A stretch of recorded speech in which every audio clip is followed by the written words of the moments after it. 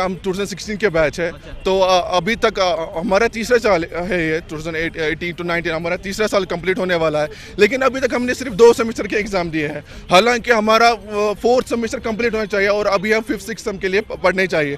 तो हालांकि लेकिन हालत ये है कि हमने अभी तक सिर्फ 2 ही सेमेस्टर दिए हैं, क्योंकि ये हालात की वजह से जो हुआ है। हाँ, वो ये जो शेड्यूल है इनका, पता नहीं ये क्या कर रहे हैं। आज सुबह मैंने जो न्यूज़ में देखा है तो वहाँ पर जो इनके अकाउंट है वो लैप्स हो गए, क्योंकि डिस्टेंस एजुकेशन का कोई हेड ही नहीं है। देखिए, मुझे पता नहीं कश्मीर यूनिवर्सिटी है किसके लिए। फिर करो बंद, जब हमको हैंडल नहीं करना था करो पर यूनिवर्सिटी